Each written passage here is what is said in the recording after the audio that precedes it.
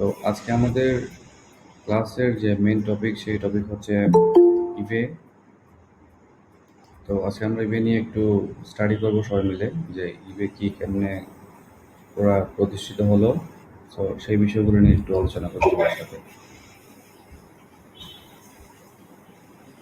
তো আজকের class topic হলো ইবে বেসিক, মানে একদম আমরা কোনটা কি, ইবে কখন প্রতিষ্ঠা হলো, এবং ইবেতে আমরা আমাদের ফ্রিল্যান্সার হিসেবে আমাদের কাজগুলো কি কি থাকতে পারে, ওই বিষয়গুলো নিয়ে একটু ডিসকাস করব। এবং ভার্চুয়াল অ্যাসিস্ট্যান্ট হলে কি কি কাজ আছে সেই বিষয়গুলো নিয়ে একটু আমরা ডিসকাস করব।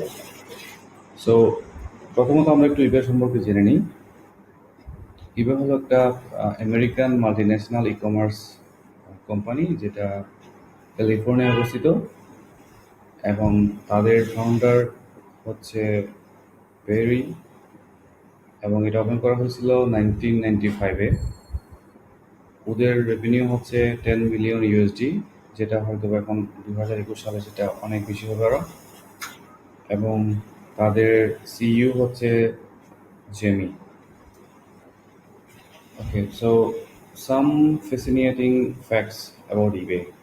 ইবের কতগুলো ব্যাপার স্যাপার আমরা একটু জেনে নিই, যেগুলো একটু স্পেশাল টাইপের কিছু ব্যাপার স্যাপার। ইবে যখন শুরু হয়েছিল as a online shopping site হিসেবে, তারা প্রথমে পরিচিত হয়েছিল, সবার সামনে সবার কাছে আসছিল। প্রথম দিকে যখন ইবে শুরু হয়েছিল তখন এটা ছিল একটা অকশন। মানে অকশন মানে হচ্ছে যেটাতে আমরা, অকশন মানে কি, আমরা নিলাম বুঝি, নিলামের মতো, যে প্রথমে আগেগুলো নিলামের প্রোডাক্টগুলা সেল হতো, এই টাইপের কিছু একটা ছিল। সো তারপর হচ্ছে প্রথমত তারা যে প্রোডাক্ট সেল করছে, প্রথম প্রোডাক্ট, সেই প্রোডাক্টটা ছিল একটা লেজার পয়েন্টার, এবং এটা ছিল একটা ভাঙা লেজার পয়েন্টার।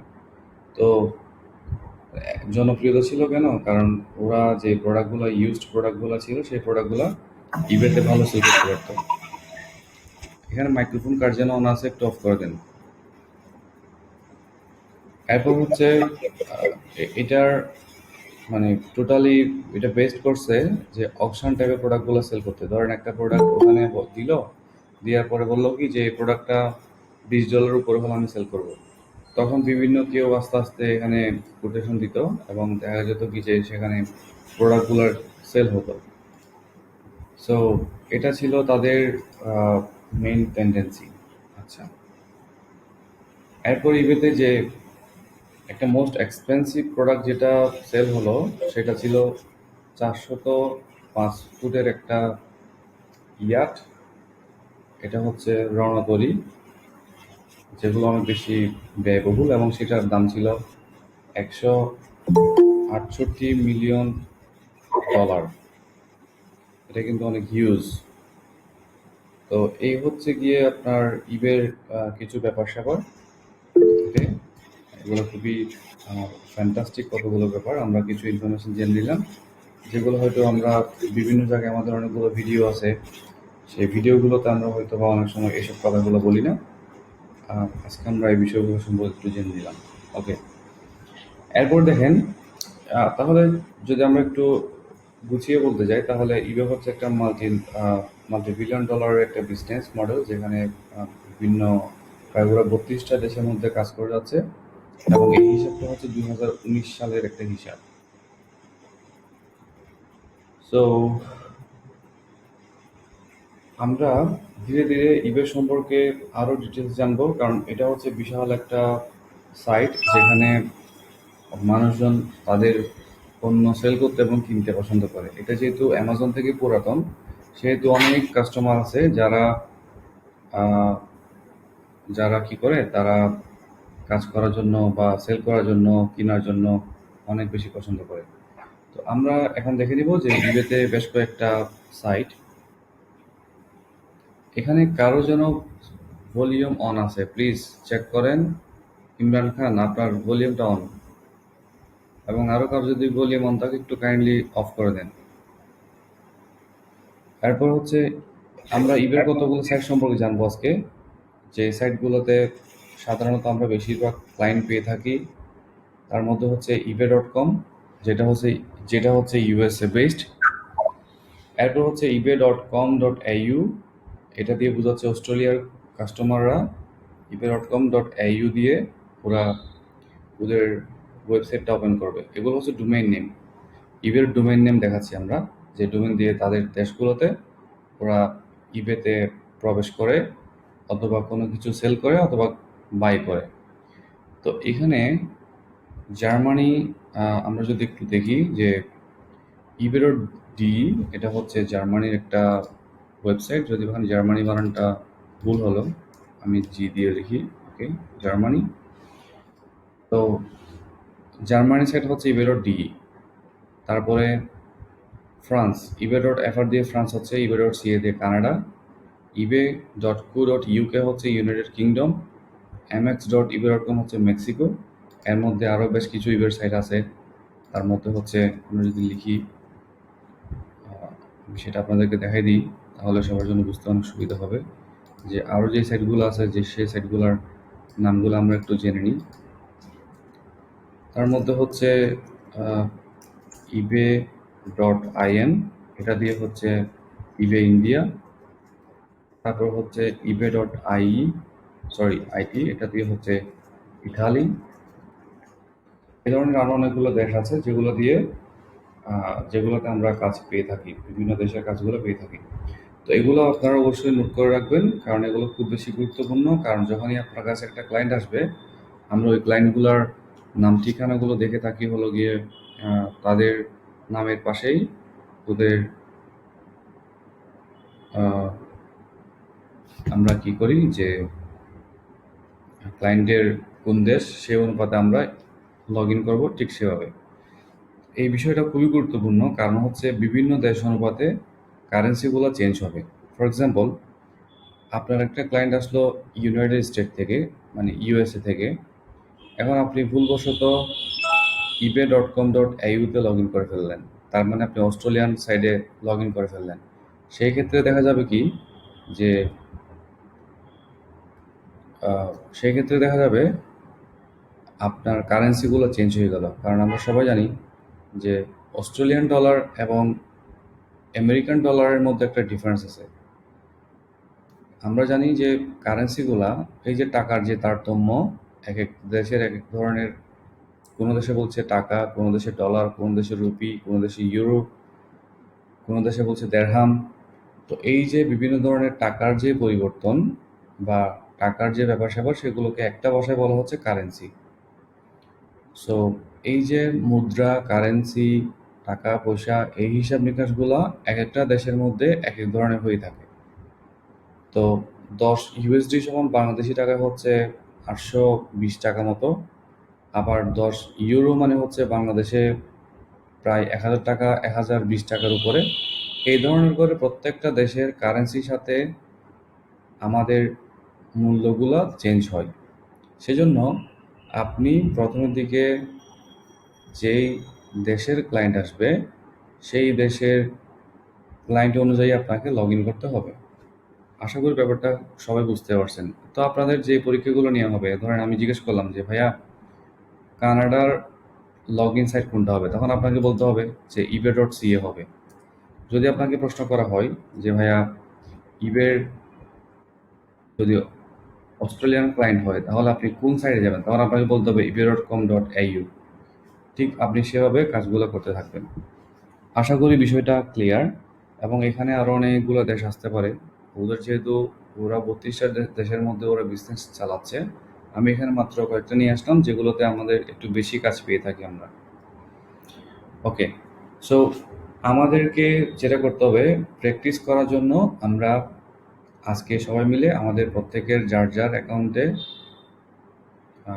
আমরা কি করব, আমরা একটা করে অ্যাকাউন্ট ক্রিয়েট করব সবাই। এই বিষয়টা খুবই গুরুত্বপূর্ণ। আমরা যারা আছি তারা মিলে আমরা অ্যাকাউন্ট ক্রিয়েট করব। এখন অ্যাকাউন্ট ক্রিয়েট করার জন্য আমাদের কী কী দরকার হবে, এই বিষয়টা আমরা একটু দেখিয়ে নিছি। আচ্ছা, এখানে জোয়ারদার ভাই নাকি কে জানে বলছিল যে ইবের সাইডের নাম হচ্ছে ইবে.জি, না, ইবের জার্মানির সাইডের লগ ইন হচ্ছে ইবে.ডিই। বুঝতে পারছেন, এখানে ডিফারেন্সটা কিন্তু আছে। এটা হবে ইবে ডট ডি। এখানে ইবে ডট জি হবে না। আহ, আমাদের এখানে একজন মনে কোয়েশ্চেন করছিল, এটা হবে ইবে ডট ডি। এখানে একটু ডিফারেন্ট আছে, জার্মানির জন্য জি হবে না, ডি হবে। তো এই জন্য এটা অনেক সময় পরীক্ষায় আসে, অনেকেই এটা ভুল করে। সো এই ভুলগুলো কিন্তু করা যাবে না। তো আমরা প্র্যাকটিস করার জন্য যেটা করব সেটা হচ্ছে আমরা প্রত্যেকেই নিজে নিজে একটা করে ইবে অ্যাকাউন্ট ক্রিয়েট করার ট্রাই করব। যদিও বা বাংলাদেশ থেকে ইবে অ্যাকাউন্ট অ্যালাউ করে না, সেহেতু আপনারা দেখবেন যে আপনাদের তৈরি করা অ্যাকাউন্টগুলো খুব তাড়াতাড়ি 1 সপ্তাহের মধ্যেই সেগুলো সাসপেন্ড হয়ে যায়। তো এটা আমাদের জন্য একটা নেগেটিভ সাইড। বাট তারপরেও যেহেতু আমাদের অনেকগুলা ক্লায়েন্ট থাকে, আমাদের কোনো না কোনো একটা ইবে অ্যাকাউন্ট থাকেই। সো আপনাদেরকে সেটা দেখানো যাবে। আমি যদি সবার সুবিধার্থে যদি একটু দেখাই যে কিভাবে একটা ইবে অ্যাকাউন্ট খুলতে হবে, তাহলে আমি দেখাইতে পারি। আপনারা কি করবেন, ইবে ডট কমে যাবেন। যাওয়ার পরে আপনাদেরকে কি করতে হবে, আমি এখানে একটা অ্যাকাউন্ট আছে অলরেডি। আমি যদি সাইন ইনে ক্লিক করি, তো আপনাদের করতে হবে কি যে নতুন করে অ্যাকাউন্ট খুলতে হবে। আমি এখানে এটা থেকে আগে প্রথমে লগ আউট হয়ে নিই। ক্রিয়েট অ্যান অ্যাকাউন্ট, সবাই ক্রিয়েট অ্যান অ্যাকাউন্টে ক্লিক করবেন। তো আমি কিন্তু আপনাদেরকে সাইন আপ সাইন ইন শিখিয়েছিলাম। সাইন আপ মানে হচ্ছে কোনো একটা অ্যাকাউন্টে নতুন করে ইনফরমেশন দিয়ে সেটাতে সাইন ইন করা। আর সাইন ইন মানে হচ্ছে কি আগে থেকে কোনো একটা অ্যাকাউন্ট ক্রিয়েট করা আছে, সেখানে শুধুমাত্র ইমেল অথবা ইউজার নেম দিয়ে সেটাতে প্রবেশ করা। তো একটা ইবে অ্যাকাউন্ট খোলার জন্য first name, last name, email, password, এরপরে হচ্ছে আপনার ফোন নাম্বার, অ্যাড্রেস, এই বিষয়গুলো ছাড়া তেমন কিছু লাগবে না। সো আপনারা সবাই খুব সহজেই একটা ইবে অ্যাকাউন্ট খুলে ফেলতে পারবেন। তো আমি এখন যেটা করব সেটা হচ্ছে একটা আপনাদের লাইভ একটা ইবে অ্যাকাউন্ট আমি দেখাবো, যে একটা ইবে অ্যাকাউন্ট দেখতে কেমন হয় সেটা 1 নাম্বার। 2 নাম্বার হচ্ছে আমরা কিভাবে ক্লায়েন্ট থেকে কাজ পেতে পারি, ক্লায়েন্টের মেসেজগুলো কী কী হইতে পারে, এবং ইবে নিয়ে কয় ধরনের বিজনেস হয়, আমরা কয় ধরনের বিজনেস করব। তো যদি আমরা এই বিষয়গুলো ক্লিয়ার হতে পারি, তাহলে আমাদের ক্লাসগুলো বুঝতে খুব সহজ হবে। তো চলেন তাহলে আমরা কিছু বিষয় জেনে নিই। যে প্রথমত আসবে যে আমরা কেন ইবে শিখব, কেন দরকার, এবং কিভাবে আমরা কাজ পাবো। যদি আমরা এই বিষয়গুলো সম্পর্কে ক্লিয়ার হই, তাহলে আমাদের কাজ করতে অনেক সুবিধা হবে। সো চলেন তাহলে ক্লায়েন্টের মেসেজগুলো আমরা একটু দেখে দেখে আসি। এবং আপনারা সবাই জানেন যে ইভে নিয়ে কিন্তু আমাদের বেশ বেশ কিছু ইউটিউবে ভিডিও আছে, সেই ভিডিওগুলো আপনারা দেখবেন। এবং আজকের ভিডিওটাও রেকর্ডিং হচ্ছে, আশা করি সেটা আহ, কালকে সকালের দিকে এটা আপলোড হয়ে যাবে, তখন আপনারা দেখতে পারবেন। সো আমরা এখন দেখব যে ইবে নিয়ে কেমন কাজ থাকে, বা আমরা অ্যাজ এ ফ্রিল্যান্সার আমরা কিভাবে কাজ পেয়ে থাকি, সেই বিষয়গুলো সম্পর্কে এখন সবার সাথে ডিসকাস করা হবে।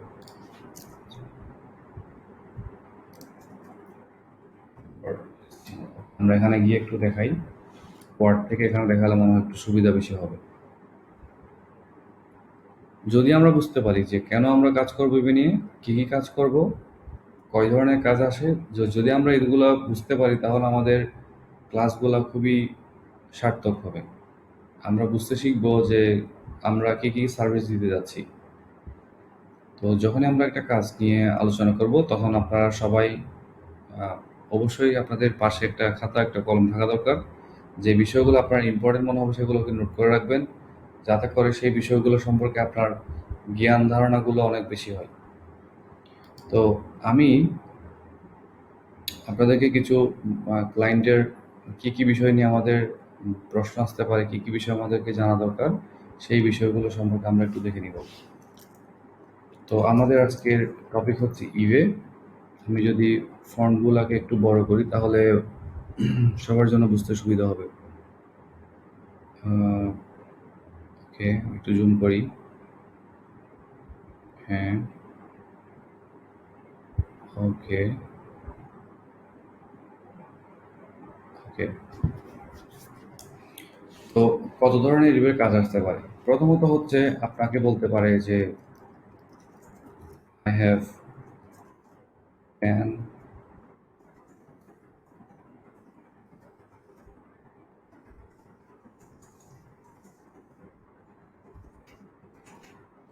খুবই সিম্পল ব্যাপার। আমার কাছে 10টা প্রোডাক্ট আছে, সেটা অ্যামাজনে অথবা সেটা শপিফাইয়ে, সেটা যে কোনো জায়গায় হতে পারে।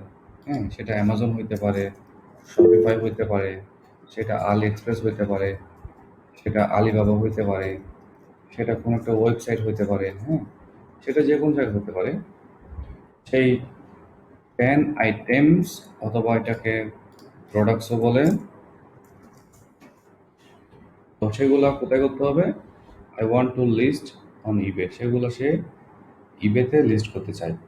যদি এই ধরনের কোনো ক্লায়েন্ট এসে থাকে, সেই ক্ষেত্রে আপনাকে বুঝে নিতে হবে যে এই কাজটা হচ্ছে টোটালি একটা লিস্টিংয়ের কাজ, সিম্পল একটা লিস্টিংয়ের কাজ। তাহলে এটাকে আমরা যদি 1 নম্বর বলে থাকি ধারাবাহিকভাবে, তাহলে বুঝতে সুবিধা হবে। এই কাজটা হচ্ছে ক্লিন ইবে লিস্টিংয়ের কাজ। Okay? এটা 1 নম্বর। এরপর দেখেন 2 নম্বর পয়েন্ট দেখেন, যার কত ধরনের ক্লায়েন্ট আসতে পারে। 2 নম্বর হচ্ছে ড্রপ শিপিং।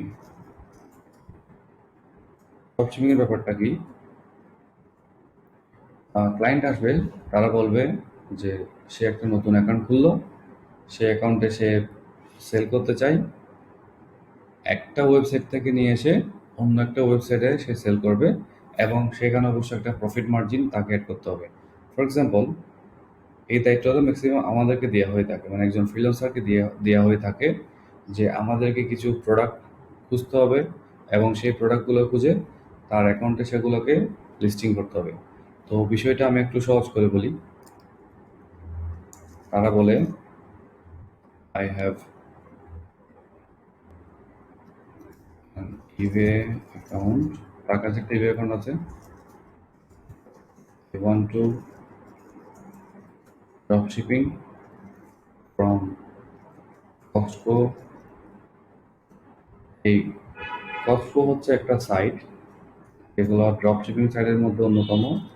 অ্যামাজন হতে পারে, সেটা ওয়ালমার্ট হইতে পারে, সেটা হোম ডেপোর হইতে পারে, বা আরো অনেক ধরনের সাইট আছে, যেমন ধরেন সিজে ড্রপ শিপিং হইতে পারে।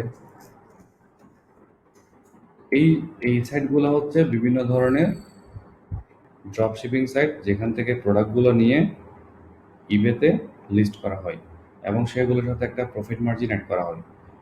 তো যদি আমি আর একটু সহজ ভাষায় বলতে চাই, ধরেন ইবেতে একটা প্রোডাক্ট সেল করছে $12.99, সেই প্রোডাক্টের সাথে প্রফিট মার্জিন অ্যাড করবে এবং প্রোডাক্টের কস্ট অ্যাড করবে, ইবে ফি অ্যাড করবে, এই সবগুলো বিষয় মিলে, এবং সাথে একটা প্রফিট অ্যাড করবে। এগুলো মিলে সেই প্রোডাক্টের প্রাইস গিয়ে দাঁড়াবে 25-26 এর মতো। তো এই যে আপনি সব প্রোডাক্ট তো এনে করলে হবে না। অ্যামাজন থেকে আপনি একটা প্রোডাক্ট নিলেন, সেই প্রোডাক্টটা আপনি ইবেতে করে ফেললেন, বায়ার অ্যাকাউন্টে লিস্ট করে ফেললেন, এটা যে সেল হবে সেটার কোনো গ্যারেন্টি নাই। এখন কতগুলো প্রোডাক্ট আছে যেগুলো সেল হবে গ্যারেন্টি আছে, ওই বিষয়গুলো আমাদেরকে শিখতে হবে যে কোন ধরনের প্রোডাক্টগুলো ইবেতে সেল হবে। যদি আমরা প্রোডাক্টগুলোকে রিসার্চ করতে পারি, এই যে কাজটা, যে অ্যামাজন থেকে কোন প্রোডাক্টটা নিব, ওয়ালমার্ট থেকে কোন প্রোডাক্টটা নিব, সেই প্রোডাক্টগুলা বেছে নেওয়ার যে প্রক্রিয়া, সেই প্রক্রিয়াটাকে বলা হচ্ছে প্রোডাক্ট রিসার্চ। তো আমরা অবশ্য প্রোডাক্ট রিসার্চ নিয়ে আপনাদেরকে দেখাবো যে কীভাবে একটা ভালো প্রোডাক্ট পাওয়া যায়। তো 2 নম্বরটা হচ্ছে ড্রপ শিপিং করবে সে, যে তার কাছে একটা অ্যাকাউন্ট আছে, সেই অ্যাকাউন্টটা হচ্ছে ইবে, এবং সেই অ্যাকাউন্টটা সে যায় যে ড্রপ শিপিং করার জন্য, এবং সে প্রোডাক্টগুলো কিনবে হলো গিয়ে অ্যামাজন থেকে, ওয়ালমার্ট থেকে, হোম ডেপোর থেকে। ওকে, এটা হচ্ছে একটা বিষয়। এরপরের বিষয়টা কি? তো আপনারা যদি কেউ না বোঝেন আমাকে একটু কোয়েশ্চেন করবেন, হ্যাঁ, রেসেন্ট দিবেন, এরপরে কোয়েশ্চেন করবেন যদি ইম্পর্টেন্ট কোনো কোয়েশ্চেন থাকে। হ্যাঁ, আইবুদ্দিন, কোয়েশ্চেন করেন। ভাই আমরা প্রফিটটা কত পার্সেন্ট ধরবো, আর ওই বিদেশি এগুলা করলে ভালো হতো। আচ্ছা, ওকে, বলছি। তো ড্রপ শিপিং এর ক্ষেত্রে আপনাকে প্রফিট মার্জিন যেটা ধরতে হবে, সেই প্রফিট মার্জিন হচ্ছে মিনিমাম 35%, এটা মিনিমাম, এরপর হচ্ছে 40%, এই রেঞ্জের মধ্যে থাকতে হবে। কেন থাকতে হবে? কারণ আমরা সবাই জানি ইবেতে একটা ফি আছে, ইবে ফি ক্যালকুলেটর।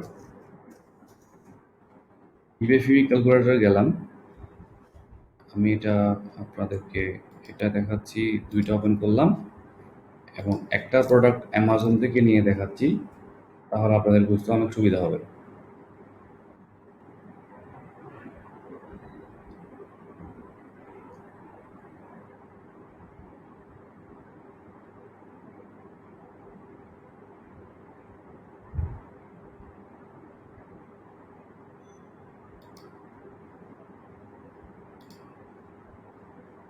ওকে, আমরা এখান থেকে প্রথমত যে কোনো একটা প্রোডাক্ট নিয়ে ওপেন করলাম।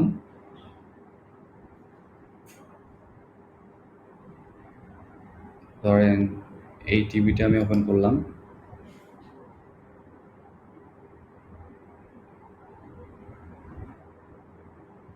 এটা আমরা লিস্টিং করব কোথায়? ইবেতে। সো আমাদেরকে একটু ভালো মতো কিছু জিনিস বুঝতে হবে। প্রথমত আমরা যখন কোনো একটা ওয়েবসাইট থেকে কোনো প্রোডাক্ট নিব বা খুঁজবো, তার মধ্যে প্রথমত চিন্তা করতে হবে আমাদের লোকেশনটা। এখানে দেওয়া আছে ডেলিভার টু বাংলাদেশ। আমাদের অবশ্যই বুঝতে হবে যে আমরা যখন ebay.com-এ লিস্টিং করতে যাব, তখন আমরা প্রোডাক্টগুলো নিতে হবে আমেরিকান সাইট থেকে। একটু আগে আমি আপনাদেরকে দেখাইছিলাম, আবারও দেখাচ্ছি সেটা। সেটা হচ্ছে যে বিভিন্ন দেশের জন্য বিভিন্ন ধরনের সাইট হবে। তো যখনই আমরা কোনো একটা প্রোডাক্ট সেল করব ebay.com-এর জন্য, তার মানে ইউএস-এর জন্য, আমাদেরকে যে প্রোডাক্ট বেছে নিতে হবে, সেই প্রোডাক্টগুলোও অবশ্যই ওই দেশেরই হইতে হবে। তার মানে আমি সেল করব ebay.com, ইবে আমেরিকায়, কিনবো হচ্ছে amazon.com থেকে। তার মানে হচ্ছে আমেরিকা থেকে আমাদেরকে কিনতে হবে। তো সেটা করার জন্য আপনাদেরকে প্রথমত করতে হবে কি, এই লোকেশনটা চেঞ্জ করতে হবে। যদি লোকেশনটা চেঞ্জ করা না হয়, তাহলে আমরা দেখব যে ম্যাক্সিমাম সময় দেখা যাবে কি আমাদের এখানে দেখা যাচ্ছে গিয়ে যেটা ইন স্টক দেখা যাচ্ছে, যেটা দেখা যায় কারেন্টলি আনঅ্যাভেলেবল। তো সেটা দেখা যাওয়ার কারণ হচ্ছে কি, যে লোকেশনটা। সেজন্য আমরা এখান থেকে লোকেশনটা চেঞ্জ করব। এখানে আপনারা চাইলে দিতে পারেন যে 10001, এটা হচ্ছে আমেরিকান একটা অ্যাড্রেস। অ্যাপ্লাই দেওয়ার সাথে সাথে সেটা চেঞ্জ হয়ে যাবে। এই যে এটা এখন আমেরিকান অ্যাড্রেসে চলে গেল। এটা এখন নিউ ইয়র্কের একটা অ্যাড্রেস। 1000, এটা হচ্ছে একটা জিপ কোড। ওই জিপ কোড বসানোর ফলে আমরা এখন আমেরিকান নিউ ইয়র্কের সিটিতে আমরা চলে গেছি এবং এখান থেকে আমরা প্রোডাক্টগুলো দেখব। তো ধরেন এই প্রোডাক্টটা হচ্ছে এই প্রোডাক্টটা একটু বেশি দাম, আমি একটু কম দামের একটা প্রোডাক্ট দেখাই, তাহলে আপনাদের বুঝতে সুবিধা হবে। এই প্রোডাক্টটা দেখাই। এই প্রোডাক্টের দাম দেখাচ্ছে 8.99। তো যখনই আমরা কোনো একটা প্রোডাক্ট বেছে নিব, আমাদের কিছু বিষয় খুব ভালো করে মনে রাখতে হবে। তার মধ্যে একটা হচ্ছে যে সেই প্রোডাক্টটা ফ্রি শিপিং দিচ্ছে কিনা। যদি সেটা ফ্রি শিপিং দেয়, ফ্রি ডেলিভারি দেয়, তাহলে আমাদের সেটার সাথে কোনো ধরনের শিপিং কস্ট অ্যাড করতে হবে না। শিপিং কস্ট কী জিনিস? যে কোনো একটা পণ্য পাঠানোর যে কস্ট। যেমন ধরুন আমি একটা চট্টগ্রাম থেকে রাজশাহীতে আমি কিছু একটা পাঠাবো। তো চট্টগ্রাম থেকে রাজশাহী সুন্দরবনে পাঠানোর জন্য একটা কস্ট দরকার, সেটা 100 টাকা অথবা 150 টাকা হইতে পারে। এই যে পরিবহনের যে খরচ, যাতায়াতের যে খরচ, সেই খরচটাকে বলা হচ্ছে শিপিং কস্ট। এটাকে আমাদের ইভের ভাষায়, অ্যামাজনের ভাষায় এটাকে বলা হচ্ছে শিপিং কস্ট। তো ধরেন আমি এখানে ইবে ফি ক্যালকুলেটরে চলে আসলাম, ইউএস ইবে আমেরিকার জন্য।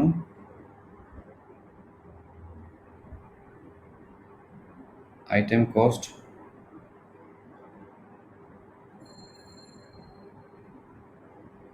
ইন্টারনেট মনে হয় আজকে একটু স্লো মনে হচ্ছে। তো আইটেম কস্ট হচ্ছে কত? আমরা যে আইটেমটা সেল করব, সেই আইটেমের কস্ট হচ্ছে 8.99। আমি কি করলাম, এইখানে আইটেম কস্টে গিয়ে 8.99 বসালাম।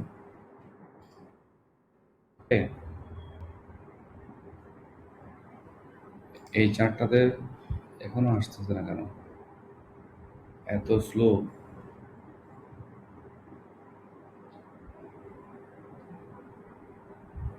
এই ইবে ফি ক্যালকুলেটর যদি আমরা ইউজ করে থাকি, যারা ড্রপ শিপিং করি, যারা ড্রপ শিপিং এর কাজ নিয়ে আমরা, তারা যদি আমরা এই ইবে ফি ক্যালকুলেটর .com এটা যদি আমরা ইউজ করে থাকি, তাহলে আমাদের প্রাইসিং এর মধ্যে ভুলটাও কম হবে, অথবা হবেই না।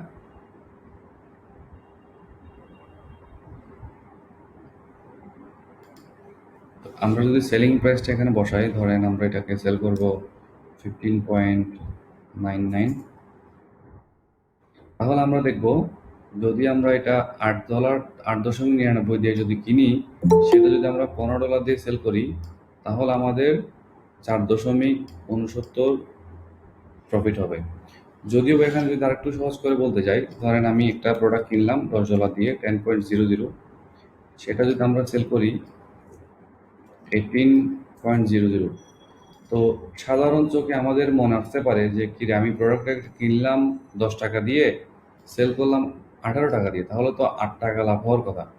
কিন্তু এখানে দেখেন ইবে একটা ফি নিবে 2.56, পুরো একটা ফি নিচ্ছে 2.56 ডলারের একটা ফি নিয়ে নিচ্ছে। সো সেজন্য আমাদের অবশ্যই এ ধরনের ক্যালকুলেটর ইউজ করে কাজগুলো করতে হবে। এখন আপনি কি করছেন, যে প্রোডাক্টের প্রাইস $10, আপনি কি করলেন $12 দিলেন, $2 মনে করলেন লাভ হলো, কিন্তু সেখানে দেখা যাবে কি আপনার 56 সেন্ট আপনি লসে থাকবেন। সেজন্য এই ক্যালকুলেটরগুলো ইউজ করবেন, তাহলে আপনাদের কাজগুলো করতে অনেক সুবিধা হবে। তো আমি যেটা বলতে চাচ্ছি সেটা হচ্ছে 35 থেকে 40% অ্যাড করবেন। কেন করবেন? কারণ হচ্ছে ইবে প্লাস পেইপল এই দুইটা ফি মিলে অ্যারাউন্ড 15%, 15% কেটে নেবে। এই 15% হচ্ছে প্রোডাক্টের, প্রত্যেকটা প্রোডাক্ট সেল করার সাথে সাথে এই পরিমাণ একটা ফি ওরা কেটে নিবে। তো যেহেতু 15% আপনার থেকে কেটে নিচ্ছে, সেটার সাথে আপনাদেরকে আপনার প্রফিট মার্জিনটা যোগ করতে হবে। আপনার প্রফিট, আপনি তো প্রফিট তো মিনিমাম একটা প্রোডাক্ট সেল করবেন, সেই প্রোডাক্টটার আপনার তো মিনিমাম 10% থেকে 15% তো প্রফিট হইতে হবে। ওকে, এটা হচ্ছে আপনার প্রফিট মার্জিন। এই দুইটা যখন আপনি যোগ করবেন, এবং আপনাকে চেক করতে হবে যে এই প্রোডাক্টটার সাথে কোনো ধরনের শিপিং কস্ট আছে কিনা। ওকে, শিপিং কস্ট আছে কিনা, যদি শিপিং কস্ট ফ্রি থাকে তাহলে তো ভালো, যদি শিপিং কস্ট থাকে তাহলে সেটা অ্যাড করতে হবে। তো তাহলে যদি আমরা এই ফ্রেমটা ইউজ করি, তাহলে কিভাবে হিসাবটা করতে হবে দেখেন। প্রথমে ইবে যোগ পেপাল ফি 15%, তার প্রথমে আসবে প্রোডাক্ট কস্ট। আমি এই ফ্রেমটা একটু খুবই ভালো মতো দেখাচ্ছি, আপনাদের বুঝতে অনেক সুবিধা হবে আশা করি। এই ফ্রেমটা যদি আপনারা একটু মাথায় রাখতে পারেন তাহলে অনেক সুবিধা হবে। এখন আমি ফ্রেমের মধ্যে বসাচ্ছি প্রোডাক্ট কস্ট। প্রোডাক্ট কস্ট ধরেন 8.99, সেটার সাথে ইপে এবং পেপাল ফি একটু আগে দেখলাম আমরা 2.56 কেটে নিচ্ছে। সেটার সাথে আপনি কিছু তো আপনাকে লাভ করতে হবে, তাই না? সেই লাভের অংশ ধরেন 15% হিসাব করলে আরও 2.56 হয়, অথবা অনেক সময় দেখা যাবে কি এখানে আপনারা 15 থেকে 20 ধরেন, এটা ভালো হবে। লাভ 20% করলেন, সেই ক্ষেত্রে ধরেন $4 যোগ শিপিং কস্ট আছে কিনা, যদি শিপিং কস্ট থাকে তাহলে সেটার শিপিং কস্ট অ্যাড করে দিলেন $2। এরপর আসবে আপনার টোটাল প্রোডাক্টের কস্ট, এটা হচ্ছে সেলিং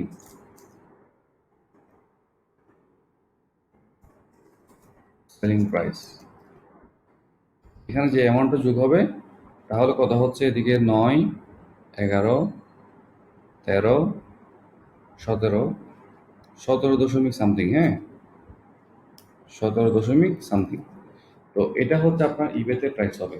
তাহলে দেখেন, আপনি যদি কোনো একটা প্রোডাক্টের প্রাইস অ্যামাজনে দেখেন 8.99, সেটার সাথে আপনাকে এই ব্যাপারগুলো খেয়াল রাখতে হবে। আশা করি আমার বিষয়গুলো আপনারা ভালো মতো বুঝতেছেন। একটা কাজ হলো গিয়ে যে প্রথমে প্রোডাক্ট কস্ট, সেটা অ্যামাজন থেকে হোক, ওয়ালমার্ট থেকে হোক, কস্টকো থেকে হোক, সেটা আলিএক্সপ্রেস থেকে হোক, যেখান থেকে হোক না কেন, সেখানের প্রোডাক্ট কস্টটা প্রথমে আপনি কত, প্রোডাক্ট প্রাইস, হ্যাঁ, প্রোডাক্ট কস্ট, তারপর হচ্ছে ইবে প্লাস পেপাল ফি, তারপর হচ্ছে আপনার প্রফিট মার্জিন কত পার্সেন্ট অ্যাড করবেন, তারপর হচ্ছে সেটার শিপিং কস্ট লাগতেছে কিনা, নাকি সেটা ফ্রি শিপিং নাকি শিপিং কস্ট আছে। এগুলো যখন আপনি একটা নিচে একটা যোগ করবেন তখন আপনার ইবেতে সেলিং প্রাইসে চলে আসবে। তো এই বিষয়টাকে বলা হচ্ছে ড্রপ শিপিং। বায়ার আপনাকে বলতে পারে যে could you please find 20 hot selling products. আচ্ছা, এখন এই যে প্রোডাক্ট রিসার্চের যে বিষয়টা সেটা একটু ক্লিয়ার করি। প্রোডাক্ট রিসার্চ আমি একটু একটু করে বলছি কেন, আপনাদের আইডিয়াটা এখন থেকে বোঝার জন্য। এগুলো নিয়ে আরও অনেকগুলো ডিটেলস আলোচনা করবো আমরা ইন ফিউচারে, নেক্সট ক্লাসগুলোর মধ্যে আমরা আরও অনেক ডিটেলস আলোচনা করব। বাট আমরা একটু করে একটু জেনে নিই যে প্রোডাক্ট রিসার্চ কী, কারণ ওই কথাটা বারবার আসতে পারে। প্রোডাক্ট রিসার্চ হচ্ছে এই শব্দটাকে বলা হয় প্রোডাক্ট রিসার্চ বলা হয়, এটাকে বলা হয় প্রোডাক্ট হান্টিং, এটাকে বলা হয় হট সেলিং প্রোডাক্ট, এটাকে বলা হয় trending product,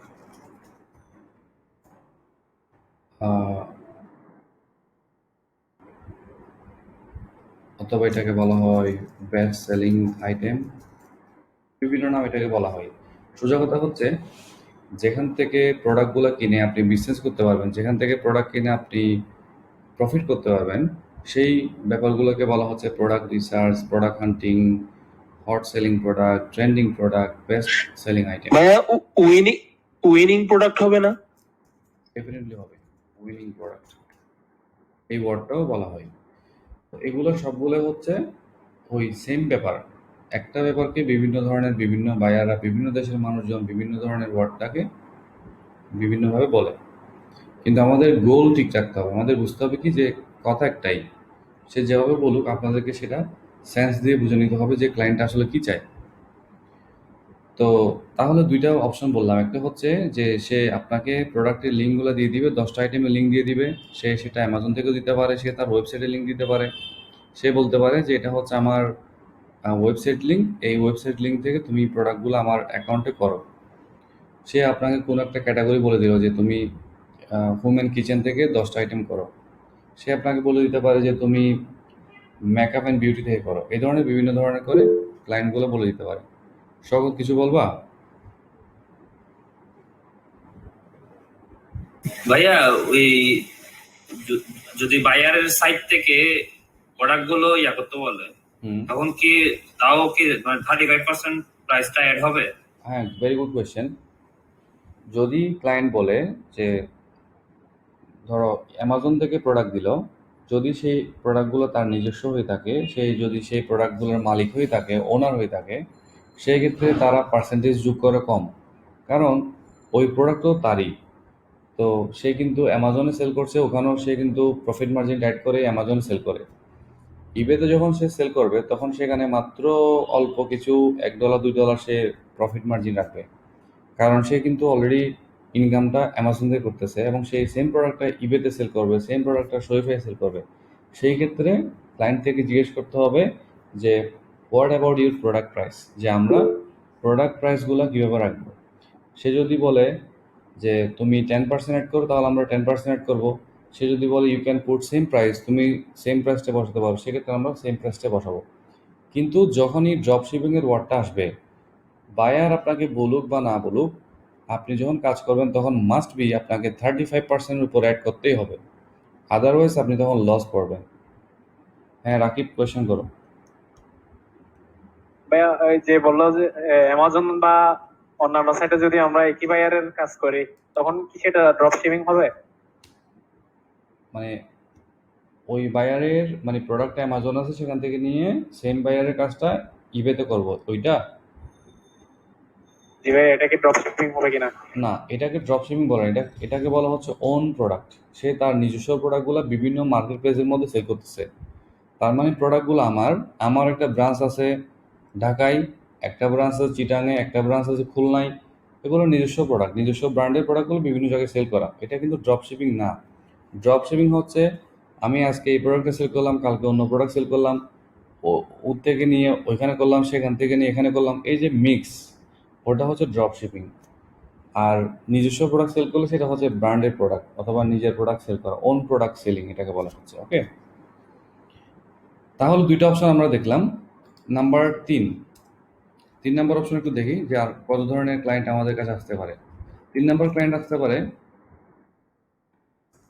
I have listed 50 items on my store.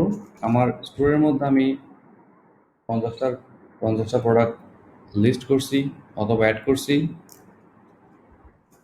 But বিয়ার আর ভাইয়া নো সেলস।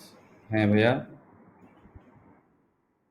শরীফের মতো অধিকাংশ প্রোডাক্টগুলো আলি এক্সপ্রেস থেকে ড্রপ শিপিং করা হয়। হুম। তো ভাইয়া ওখানে কি আলি এক্সপ্রেসের পারমিশন লাগে ওগুলা সেল করার জন্য? না, লাগবে না, কোথাও কোনো পারমিশনের দরকার নেই, কারণ সবাই তো প্রোডাক্ট সেল করার জন্য বসছে। আপনি একটা প্রোডাক্ট কিনবেন, একটা দোকানে গেলেন, দোকানদারকে জিজ্ঞেস করুন ভাই আমি কি এই প্রোডাক্টটা কিনতে পারবো? দোকানদারও দোকান খুলে বসছে প্রোডাক্টগুলো সেল করার জন্য, তাই না? সো সেই আচ্ছা ভাইয়া, ক্ষেত্রে তাহলে যে একটা ব্র্যান্ড পারমিশনের কথা বলেছিলাম অ্যামাজন, এটা কি যে একটু বুঝাই দিবেন? আচ্ছা, ব্র্যান্ড পারমিশনটা হচ্ছে ডিফারেন্ট বিষয়। ধরেন আপনি অ্যামাজনে কোনো একটা কিছু সেল করবেন অথবা আপনি ব্র্যান্ডেড কোনো প্রোডাক্ট সেল করবেন, সেই ক্ষেত্রে আপনাকে অবশ্যই ওই ব্র্যান্ড থেকে পারমিশন নিতে হবে। এগুলো আমরা যখন লিস্টিং করতে যাব তখন এই প্রশ্নগুলো আসবে যে আপনি কোন কোন আইটেমগুলো নিতে পারবেন, কোন কোন আইটেমগুলো নিতে পারবেন না, তখন ওই বিষয়গুলো কিন্তু আসবে। এটা হচ্ছে ফিউচার আসবে এই ব্যাপারগুলা, যে আমি কোন প্রোডাক্টগুলো আমি হান্টিং করব, কোন প্রোডাক্টগুলো আমি চুজ করব, এগুলো প্রোডাক্ট রিসার্চের ব্যাপারে তখন আসবে যে আমি কোন কোনগুলো নিতে পারবো, কোন কোনগুলো নিতে পারবো না। যেমন ধরুন আপনি চাইলে কিন্তু আইফোনের একটা প্রোডাক্ট আপনি আপনার ইবেতে সেল করতে পারবেন না, সেই ক্ষেত্রে আপনাকে আইফোন থেকে অথবা অ্যাপল কোম্পানি থেকে আপনাকে এটা পারমিশন নিতে হবে, অথবা ওই ধরনের কোনো একটা ব্র্যান্ড থেকে আপনাকে পারমিশন নিতে হবে। তো এই ধরনের অনেকগুলো ব্যাপার আছে। সেই ব্যাপারগুলা আস্তে আস্তে অনেক বেশি ক্লিয়ার হবে। সেগুলো প্রোডাক্ট রিসার্চ যখন আমরা করব তখন আমরা ওই বিষয়গুলো সম্পর্কে আরও ক্লিয়ার হব। ওকে, জি ভাইয়া। তো 3 নম্বর এমন ক্লায়েন্ট আসতে পারে যে I have listed 50 items on my store. আমি 50টা মতো আইটেম অ্যাড করছি, বাট এখানে কোনো ধরনের সেল হচ্ছে না, দেয়ার ইজ নো সেল। তো সেক্ষেত্রে কি করতে হবে, আমাদের বুঝতে হবে যে তার অ্যাকাউন্টের কি অবস্থা।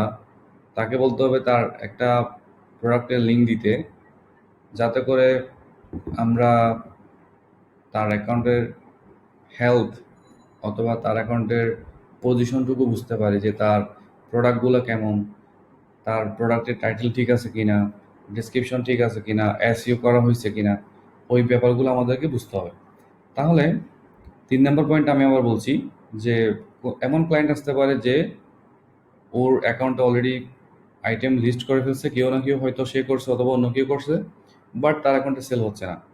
তো কেন হচ্ছে না সেটা দেখার জন্য আপনি হয়তো তার থেকে লগ ইন নেবেন, মানে তার অ্যাকাউন্টে প্রবেশ করে দেখবেন। নাম্বার 2, তার যে কোনো একটা প্রোডাক্টের লিঙ্ক নেবেন, ওই প্রোডাক্টের লিঙ্কের থ্রুতে আপনি তার অ্যাকাউন্টে চলে যেতে পারলেন। তো যাওয়ার পরে আপনি দেখলেন যে তার টাইটেলগুলো ঠিক আছে কিনা, তার ডেসক্রিপশন ঠিক আছে কিনা, বা অন্য অন্য অনেকগুলো বিষয় আছে সেগুলো আমরা চেক করব। ওকে, 4 নম্বর, অনেকে আসবে যে টেমপ্লেট ডিজাইনের জন্য। টেমপ্লেট ডিজাইন,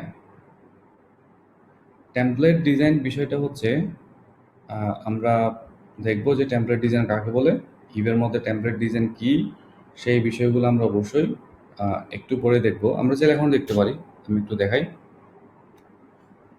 আমি একটা স্ক্রিন শেয়ার দিচ্ছি আমার একটা কম্পিউটার যেখানে লগ ইন করা আছে একটা অ্যাকাউন্ট।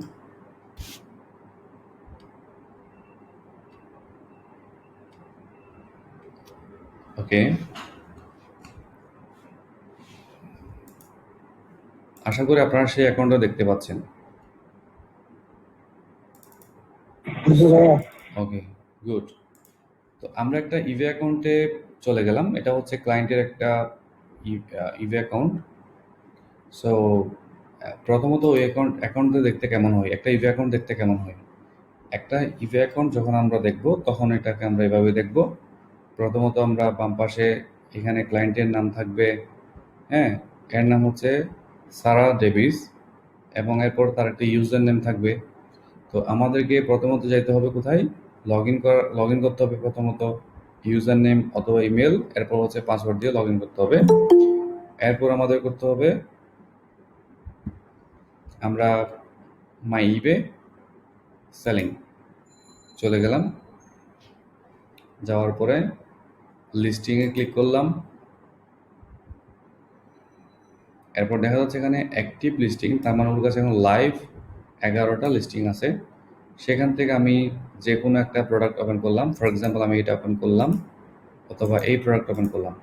এটা আমাদের লাইভ একটা প্রজেক্ট চলতেছে, এটা কাজ করতেছে অয়ন নিশ্চয়ই এখানে আছে।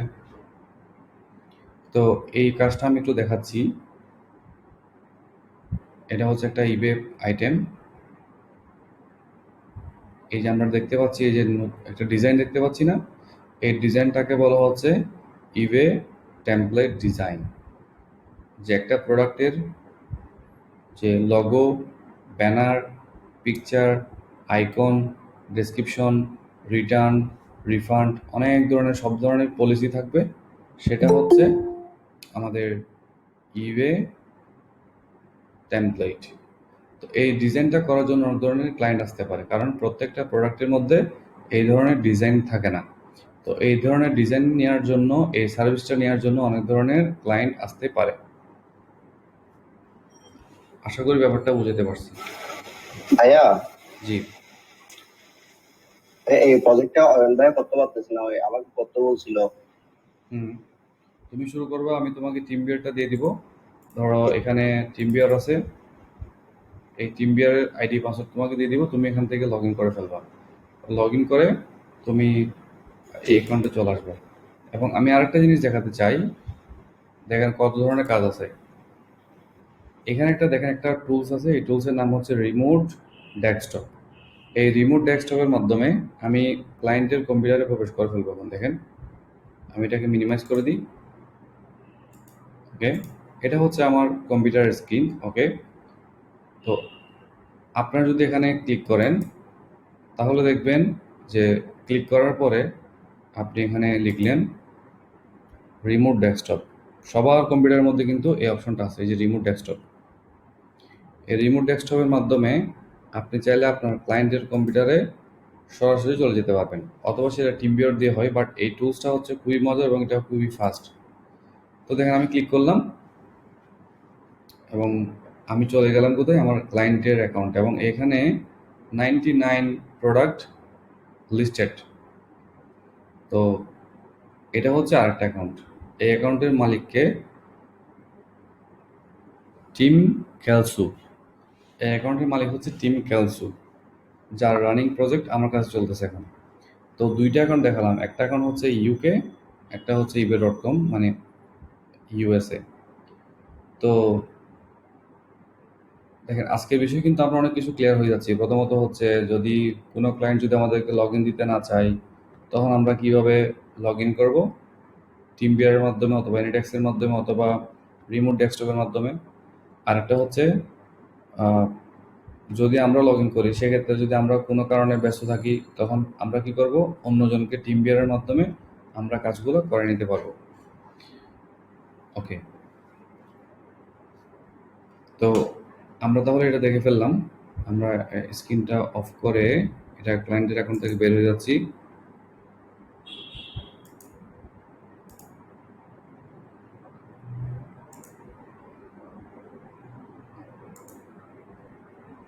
ওকে, এখন আমার স্ক্রিনটা শেয়ার করি।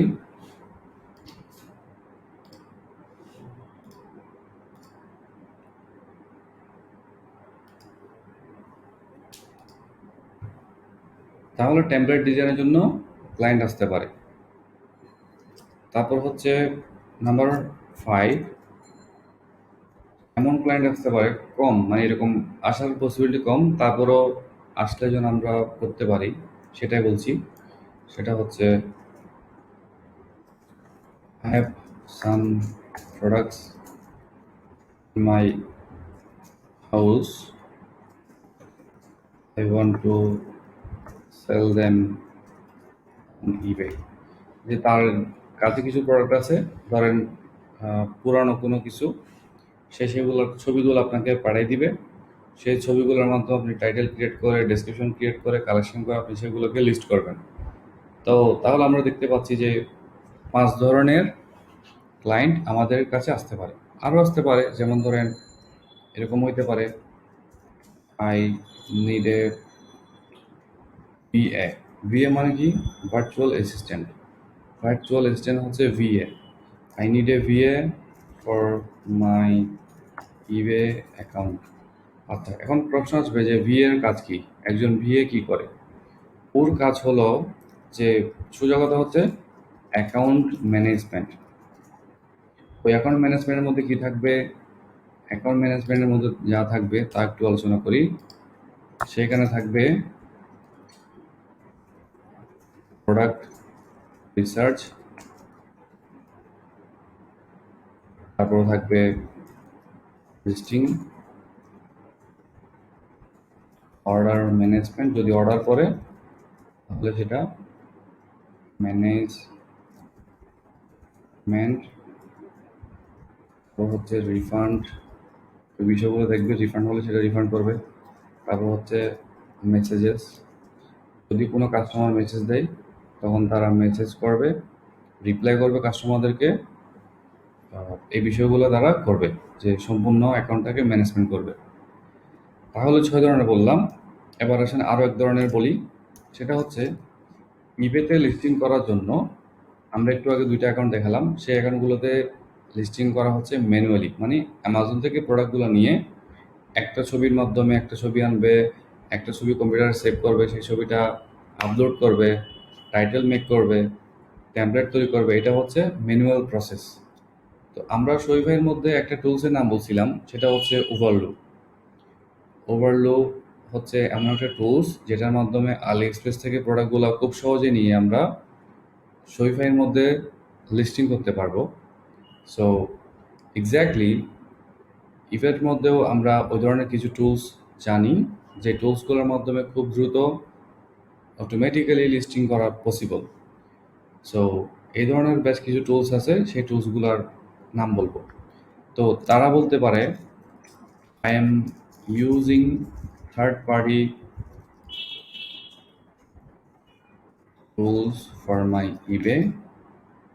তো এই যে থার্ড পার্টি টুলস, এগুলো কি কি? এগুলোর নামগুলো একটু জেনে ফেলি। এগুলোর মধ্যে থাকতে পারে অটোডিএস, এগুলোর মধ্যে থাকতে পারে টিএসএম টুল, থাকতে পারে ইনকফ্রগ, তারপর হচ্ছে লিস্টিং মিরর, এই ধরনের আরো অনেকগুলো টুলস থাকতে পারে। যে টুলসগুলোর কাজ কি? এই টুলসগুলোর কাজ হচ্ছে এই টুলসগুলোর কাজ হলো গিয়ে যে কিভাবে একটা আইটেম খুব সহজে লিস্ট করা যায় অটোমেটিক্যালি, সেটা হচ্ছে ওই থার্ড পার্টি টুলের কাজ। সো আমরা যেটা করব সেটা হচ্ছে, আমাদেরকে অবশ্যই মাথায় রাখতে হবে যে আমরা এই বিষয়গুলো সম্পর্কে অবশ্যই জানতে হবে, কারণ যদি আমরা না জানি তাহলে কিন্তু আমরা কাজ করতে আমাদের অনেক অসুবিধা হবে। তো কারণ একটা ক্লায়েন্ট এসে বললো যে আমার এই কিছু ইবে লিস্টিং করতে হবে ইনফ্রগে, তো আপনি চিন্তা করবেন যে এটা তো আমি শিখি নাই, এটা কি ধরনের কাজ? তখন আমরা কনফিউশনে পড়ে যাব। সো সেই কনফিউশনে না পড়ার জন্য আমরা এই টুলসগুলোর ব্যবহারও শিখে ফেলবো। কারণ আমাদের মধ্যে কে জানি একজন করতেছে, সাকিব নাকি কে জানি, খালিদ করতেছে মনে হয় ওটোডিএস এর কাজ।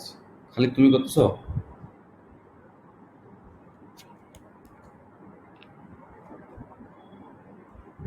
খালিদ, তুমি কি আছো এখানে? আচ্ছা, খালিদ মনে হয় নাই। তো যাই হোক, এই ধরনের থার্ড পার্টি কতগুলো টুলস আছে, যে টুলসগুলোর কাজ হলো গিয়ে যে খুব সহজেই খুব দ্রুত লিস্টিং করা। কিসের মাধ্যমে? ওই টুলসগুলোর মাধ্যমে। তো এই কাজটা কীভাবে করা হয়? অটোডিএস অথবা ডিএসএম টুলের মাধ্যমে ওরা কি করে অটোডিএস এর সাথে ইবের সাথে একটা কানেক্ট করে ফেলে। কানেক্ট করার পরে আপনি লগ ইন করবেন ডিএসএম টুলে অথবা অটোডিএস এ। যখন আপনি লিস্ট করবেন প্রোডাক্টটা চলে যাবে ইবেতে। তো বিষয়টা খুবই সুন্দর না? আচ্ছা, এর মধ্যে আরও যদি বলতে চাই সেটা হচ্ছে শপিফাই চ্যানেলেও কিন্তু এই টুলসটা আছে, শপিফাই চ্যানেল। কারণ আমরা যখন শপিফাইতে কাজ করব তখন দেখবো সেখানে একটা অপশন আছে যেটার নাম হচ্ছে অনলাইন স্টোর। ওখানে একটা উপরে একটা অপশন আছে সেলস চ্যানেল। ওইখান থেকে ইবেটা ডাউনলোড করা যায়, ইবেটা কানেক্ট করা যায় শপিফাইয়ের সাথে, অ্যামাজনও কানেক্ট করা যায়। মানে আপনি সেল করবেন শপিফাইয়ে, কিন্তু সেই প্রোডাক্টটা চলে যাবে অ্যামাজন অ্যাকাউন্টে, চলে যাবে ইবে অ্যাকাউন্টে, চলে যাবে। একটা জায়গা থেকে আপনি সবখানেই কন্ট্রোল করতে পারবেন। তাহলে এই টুলসগুলোর কাজ হলো যে যখনই একটা ক্লায়েন্ট আপনাকে তাদের অ্যাকাউন্টগুলো দিতে চাইবে না, তখন আপনাকে এই ধরনের থার্ড পার্টি টুলগুলো দিয়ে কাজগুলো করতে হবে। এই থার্ড পার্টি টুলগুলোর অনেকগুলা কার্যকারিতা আছে, সেটা নিয়ে আমরা আরও ডিটেলস আলোচনা করব। তাহলে দেখেন, এই 7 ধরনের ক্লায়েন্ট আসতে পারে আমাদের কাজ করার জন্য, এবং আরও অনেক ধরনের আসতে পারে। আমরা হয়তো বা সেটা আস্তে আস্তে আরও বেশি শিখবো। যখন আমরা নতুন কোনো একটা ব্যাপার স্যাপার দেখব, তখন আমরা ওই বিষয়গুলো সম্পর্কে আস্তে আস্তে জানতে থাকবো, এবং ইনশাল্লাহ আমরা অনেক ভালো করব। সো আরও ক্লায়েন্ট আসতে পারে, বিভিন্ন ধরনের ক্লায়েন্ট আসতে পারে, যে অনেকগুলো কাজ থাকতে পারে ইবে নিয়ে, যে তাদের অ্যাকাউন্টগুলো ম্যানেজ করা, তারপর হচ্ছে প্রোডাক্টগুলোকে র্যাঙ্কিং করা, অথবা টাইটেলগুলোকে এসইও করা, হ্যাঁ, অথবা প্রাইস চেঞ্জ করা। এই ধরনের অনেকগুলো কাজ থাকতে পারে। আমরা কি করব, সেই কাজগুলো আস্তে আস্তে করে ফেলবো। ওকে,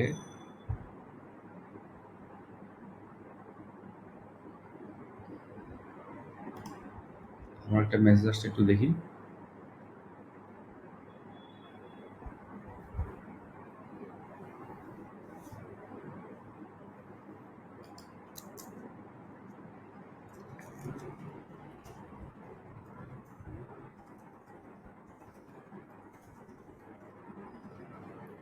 ওকে, তো আমাদের কাছে আরেকটা কাজ আসছে। সেই কাজটাও অনেক বড় একটা প্রজেক্ট। সো আমরা এই বিষয় নিয়ে কথাবার্তা বলবো, যেহেতু এখানে অনেকগুলো মেসেজ আছে, অনেকগুলো শিকার আছে, সেগুলো আমরা দেখাবো ইনশাল্লাহ ইন ফিউচারে। ওকে,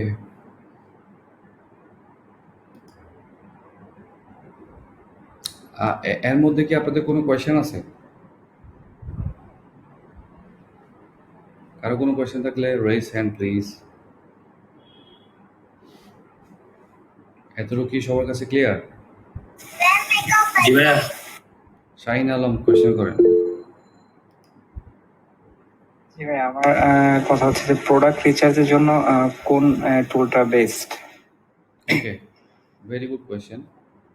প্রোডাক্ট রিসার্চের জন্য একটা টুল সব থেকে ভালো ইবের জন্য, সেটা হচ্ছে জিগ অ্যানালাইটিক্স। ওই জিগ অ্যানালাইটিক্স টুলসটা হচ্ছে ইবের ক্ষেত্রে সব থেকে ভালো একটা টুলস, যেটার মাধ্যমে প্রোডাক্ট রিসার্চ করা হয়। বুঝতে পারছি? ভাইয়া নামটা একটু ট্যাগ করে দিবেন। শিওর।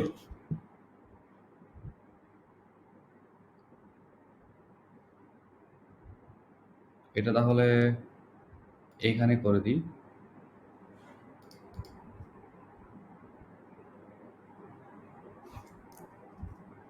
প্রোডাক্ট রিসার্চটা কই গেল? এই যে এখানে।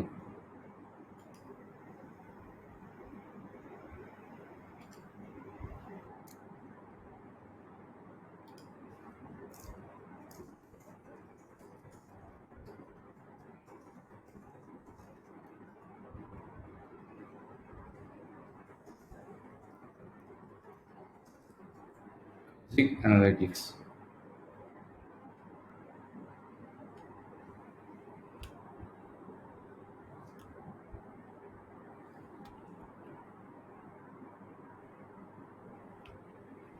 লিখছেন সবাই? এরপরে ইবের মধ্যে যখন আপনি ebay.com-এ অথবা eBay UK-তে লগ ইন করবেন, সেখানে কিন্তু একটা টুলস আছে। আমরা অনেকে হয়তো বা সেই টুলস সম্পর্কে জানি না। সেই টুলসটাকে বলা হচ্ছে টেরাফিক। এই টেরাপিক হচ্ছে ইবের নিজস্ব একটা টুল।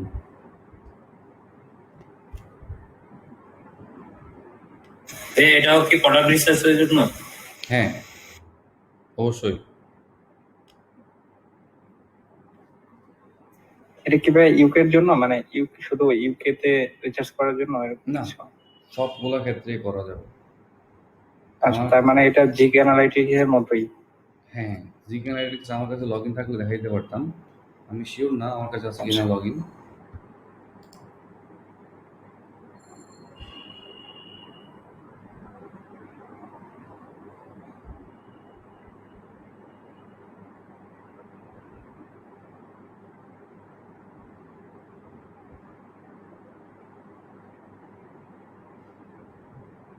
এবং এটা অবশ্য পেড কিন্তু, হ্যাঁ, এটা কিন্তু ফ্রি না।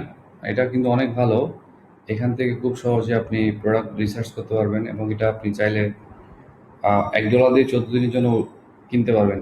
হ্যাঁ, তো যারা ভালো কাজ শিখতে চান, করতে চান, তারা $1 খরচ করে এই টুলসটা ইউজ করতে পারেন। এর মধ্যে আপনারা অনেক ধরনের ফেসিলিটি পাবেন আর কি। ওকে, সো আমরা আমাদের মূল ক্লাসে চলে আসি। এরপরে হচ্ছে ওকে, 7 নম্বর পয়েন্ট গেল। এখন আসেন ইবে নিয়ে আরো কিছু কথা বলি। তার মধ্যে একটা হচ্ছে লগ ইনের বিষয়টা নিয়ে একটু কথা বলি। ইবেতে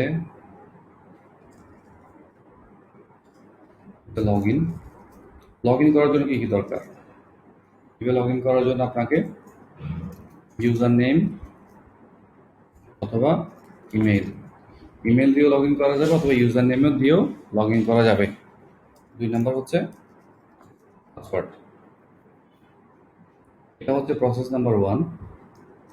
প্রসেস নাম্বার 2 হচ্ছে ইবে স্টাফ অ্যাকাউন্ট। স্টাফ অ্যাকাউন্টটা কি জিনিস সবাই জানেন। স্টাফ অ্যাকাউন্ট কি? তারপর আমি দেখাচ্ছি যে স্টাফ অ্যাকাউন্ট কিভাবে আসে।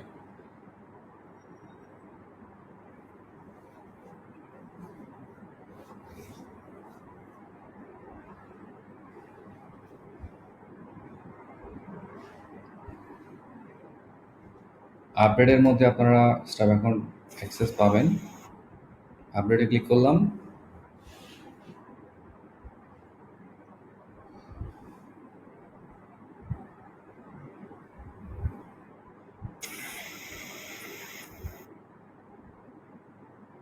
গত পরশুদিন মনে হয় আমার কাছে একটা স্টাফ অ্যাকাউন্ট আসছিল।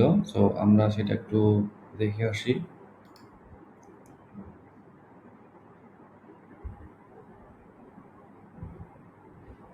ইন্টারনেট কানেকশন মনে হয় একটু স্লো আজকে, তাই না? জি ভাইয়া। রিসেন্টলি জি ভাই, এই আপনারটা একটু প্রবলেমটা স্লো ফেস আসছে। করতেছি সবাই। আমাদের এখানেও সেম অবস্থা। বাট আমি কিন্তু মোবাইল কানেকশন দিয়ে চালাচ্ছি, কারণ যেহেতু অ্যাকাউন্ট ম্যানেজ করতে হয়।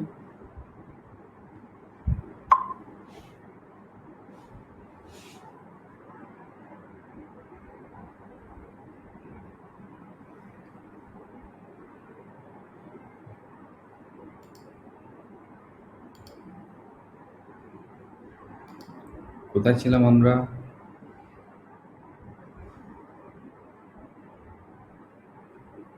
ও হ্যাঁ, স্টাফ অ্যাকাউন্টে। সো লগ ইন বলতেছে। হ্যাঁ, আমি দেখাচ্ছি। সেটা হচ্ছে খালি তোমাকে আমি লগ ইন দিয়েছিলাম কবে সেটা মনে আছে? এখানে কি খালিদ আছে? খালিদ তো নাই মনে হয়। জি ভাই আছি। তোমাকে আমি লগ ইন দিয়েছিলাম কবে? এটা দিছেন কোন ইউজার নেম কোনটা এটা? ও, এটা হচ্ছে মাইনুল আরিফিন। হ্যাঁ, এখানে এই মেলে, তাই না? আমার ইমেল থেকে যেটা দিলাম আর কি, সেটা কি মাইনুল আরিফিন এসইও? এটা দিছেন আজ প্রায় 7-8 দিন হয়ে গেছে। ওকে,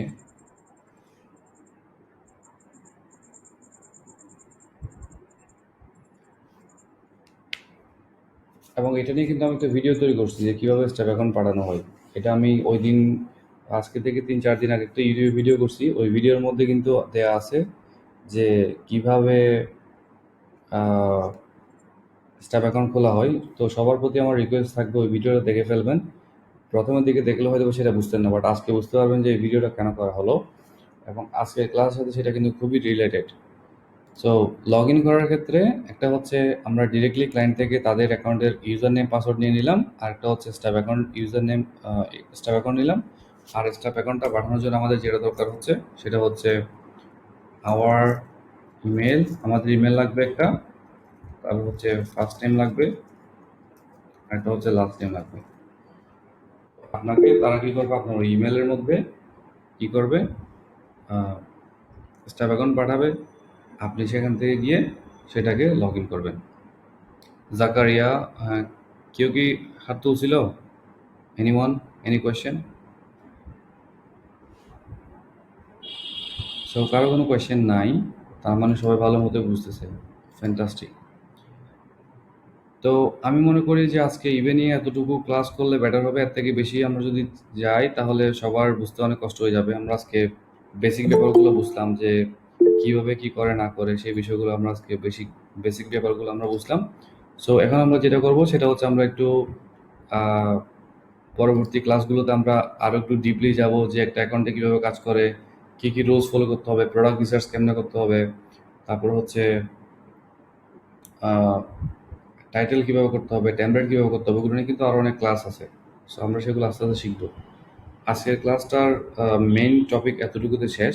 এখন আমরা কিছু কোয়েশ্চেন আনসারের দিকে যাচ্ছি। ওকে, সো কার কি কোয়েশ্চেন আছে একটু বলেন প্লিজ। আকিব, কোয়েশ্চেন করো। আচ্ছা ভাই, আমি ওই স্টাফ অ্যাকাউন্টের ব্যাপারে আপনি ওই ভিডিওতে বলছেন যে মানে একটা ইউএসএ বা অন্য কোথাও অন্য কোনো দেশের নাম্বারের প্রয়োজন হবে, ওটার ব্যাপারে আমি ক্লিয়ার বুঝতেছি না, সেজন্য মানে জানতে চাচ্ছি। আচ্ছা, মইদুর কি আছে এখানে? আজকে মইদুর জয়েন করছে? না ভাইয়া, মজুর জয়েন করে নাই, ওর একটু নেটের প্রবলেম হচ্ছে। ওকে, এখানে বিষয়টা হচ্ছে আমরা যদি আমাদের মোবাইলের অ্যাপসে যাই তাহলে আমরা দেখব একটা অ্যাপস আছে, সেই অ্যাপসের নাম হচ্ছে ডিংটোন। ওই ডিংটোন, ওটা হচ্ছে এমন একটা অ্যাপস যেটার মাধ্যমে আমরা একটা ইউএসের ফোন নাম্বার পেয়ে থাকি, এবং এটার জন্য আপনাকে এক বছরের ফি হচ্ছে প্রায় $14 মতো। আপনি $14 দিয়ে 1 বছরের জন্য একটা ইউএসের ফোন নাম্বার ইউজ করতে পারবেন। ওই ইউএসের ফোন নাম্বার ইউজ করার ফলে আপনি বেশ কিছু সুবিধা পাবেন। তার মধ্যে একটা হচ্ছে কোনো একটা ক্লায়েন্টের সাথে যোগাযোগ করতে হয়, ইউএসএ কাউকে ফোন দিতে হয়, সেই ফোন নাম্বারটা ইউজ করতে পারবেন, বা কোনো একটা ওয়েবসাইট যদি ইউজ করা লাগে সেখানে ইউজ করতে পারবেন। এবং আমরা যেহেতু অনেকগুলো টুলস নিয়ে কাজ করি, অনেকগুলো সাইট নিয়ে কাজ করি, সেই সাইটগুলোতে অনেক সময় আমাদেরকে ইউএসএর একটা ফোন নাম্বার দিতে হয়, তখন আমরা সেই ফোন নাম্বারটা দিতে পারি। তারপর হচ্ছে ইবে স্ট্যাপ অ্যাকাউন্ট খোলার ক্ষেত্রে আমরা দিতে পারি। তো ওই ডিংটুন টুলসটা, অ্যাপসটা আমরা মোবাইল থেকে, অ্যান্ড্রয়েড ফোন থেকে হোক বা আইফোন থেকে হোক, আমরা সেটাকে ডাউনলোড করে সেটাকে 1 বছরের জন্য আমরা পেমেন্ট করব। পেমেন্টটা কীভাবে করব? 1, ক্রেডিট কার্ডের মাধ্যমে, সেটা পেওনিয়ার কার্ড হইতে পারে। 2, পেপ্যালের মাধ্যমে। তো আমরা চাইলে ইউএসের নাম্বার নিতে পারি, নেওয়ার পরে আমরা সেটাকে আমাদের ইবে যখন আমরা অ্যাকাউন্ট খুলব তখন আমরা সেখানে গিয়ে ওই ইউএসএর নাম্বারটা বসাবো। তখন কি হবে, যখন আমরা লগ ইন করবো তখন 2 স্টেপ ভেরিফিকেশন কোড যাবে, সেই ভেরিফিকেশন কোডটা আমাদের ওই ইউএস নাম্বারে আসবে, আমরা সেখান থেকে কোডটা ওপেন করে আমাদের অ্যাকাউন্টে বসাবো। ক্লিয়ার? জি ভাই, ক্লিয়ার। আর মানে কোন ধরনের ভেরিফিকেশন কোড আসলে ওই অ্যাপের মধ্যে আসবে ওইটা? এক্স্যাক্টলি, হ্যাঁ, ওই অ্যাপের মধ্যে আসবে, ওই নোটিফিকেশন আসবে উপরে, যে দেখা যাবে কি যে your eBay verification code is, বলে দিবে যে এত এত এত। তো আরেকটা ব্যাপার, আচ্ছা ঠিক আছে ভাই, ধন্যবাদ। হ্যাঁ, আরেকটা ব্যাপার বলে দিই, সেটা হচ্ছে যখন আমরা লগ ইন করবো, ধরো ক্লায়েন্ট আমাদেরকে লগ ইন দিল, ফর এক্সাম্পল ক্লায়েন্ট একটা লগ ইন দিল যে জন 78, পাসওয়ার্ড দিল ফর এক্সাম্পল যে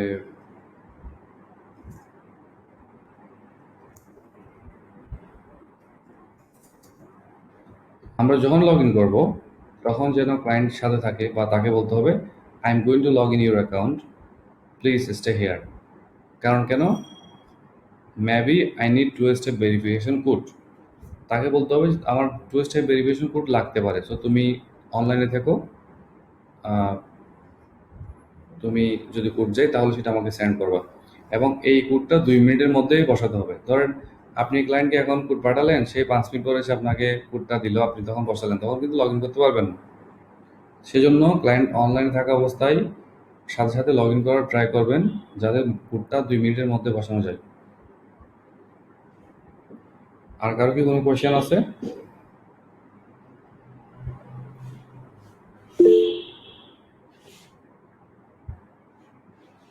কারো কোনো কোয়েশ্চেন নাই? সো ভাইয়া অনেকে হাত তুলতেছে। ওই আমি তো কারো হাত দেখতেছি না। জি ভাইয়া, আমার আছে। বলেন। ভাইয়া, আপনি এখানে যে স্টাফ অ্যাকাউন্টের কথাটা বলতেছেন, সেটা বায়ার যখন পাঠাবে, হ্যাঁ, সেক্ষেত্রে আমাদের তো দেখা যাচ্ছে অনেক প্রবলেম করে অ্যাকাউন্ট, স্টাফ অ্যাকাউন্ট সেক্ষেত্রে নিয়ে কোনো ভিপিএন ইউজ করতে হবে? আপনি স্টাফ অ্যাকাউন্ট নিয়ে ভিডিওটা দেখছিলাম, আমি একটা ভিডিও দিছিলাম ইউটিউবে, কি দেখছিলেন? জি ভাইয়া, জি হ্যাঁ, ভাইয়া। কি প্রবলেম ফেস করছেন? ওই ভিডিওর বাইরে কি আছে প্রশ্ন? ভিডিওর বাইরে সেরকম কিছু নেই। তো না থাকলে তো কোয়েশ্চেন করার কোনো মিনিং নেই। আপনি নিশ্চয়ই ভিডিও ভালো করে দেখেন নাই। ওই ভিডিও যদি ভালো করে দেখেন তাহলে স্টাফ অ্যাকাউন্ট নিয়ে কোনো কোয়েশ্চেন থাকার কথা না। কোয়েশ্চেনটা অন্য বিষয় থাকতে পারে। স্টাফ অ্যাকাউন্ট ভিডিওটার মধ্যে কিন্তু প্রত্যেকটা বিষয় পার্ট টু পার্ট ডিটেলসে বলা হলো, যে কীভাবে করবেন, কোন অ্যাপসগুলো করতে হবে, কোথায় গিয়ে করবেন, কী কী লাগবে, সবগুলো বিষয় কিন্তু ক্লিয়ারলি বলা হলো।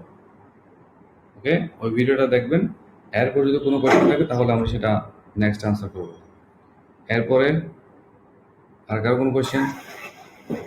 ভাইয়া, ইউএস এর নাম্বারটা দিয়ে যদি বাইরের সাথে কন্ট্যাক্ট করে তখন কি এক্সট্রা কোনো কস্ট লাগবে? না, ওরা আমাদেরকে একটা দেয়, একটা টাইম ডিউরেশন দেয়, ওইখানে কল করাটা ফ্রি, ক্রেডিট দেয়, ক্রেডিট। তো ওই ক্রেডিটটা ধরো তুমি বেশি কথা বলে ফেলো, ধরো তোমাকে দিল 5 ঘন্টা ক্রেডিট দিল $14 দিয়ে, তুমি কি করছো 6 ঘন্টা কথা বলে ফেলছো, তখন তোমাকে আবার ওই মিনিট কেনার জন্য পে করতে হবে। ওকে, সো এখন তো সাধারণত ডিরেক্ট কল আমরা করি না। যেমন ধরো আমার জন্য সুবিধা হচ্ছে কি, যে অনেক সময় অনেকগুলো স্টুডেন্টের পিওনিয়ার নিয়ে ফোন দিতে হয়, বিভিন্ন সাইট, যেমন ধরো ইবে কাস্টমার সাপোর্টের সাথে কথা বলতে হচ্ছে, অ্যামাজন কাস্টমার সাপোর্টের সাথে কথা বলতে হচ্ছে, তখন কিন্তু আমি ওই কাজটা ইউজ করি, যে আমি তখন ওই ফোন নাম্বার থেকে আমি ডিরেক্ট কল দিয়ে দিই। কোথায়? আমেরিকার ফোন নাম্বারে। সেটা যদি আমি বাংলাদেশের ফোন নাম্বার থেকে করতাম, আমার যে ফোন নাম্বার আছে লাস্ট 8 সেখান থেকে যদি করতাম, তাহলে প্রতি মিনিটে আমার থেকে 15 টাকা 20 টাকা করে কেটে ফেলতো। এখন ওই ক্ষেত্রে সেটা আমি টোটালি ফ্রি পাচ্ছি। সো এটা কিন্তু খুবই ইমপ্রেসিভ। যারা প্রফেশনালি কাজ করে তাদের জন্য কিন্তু একটা এ ধরনের নাম্বার থাকা খুবই দরকার।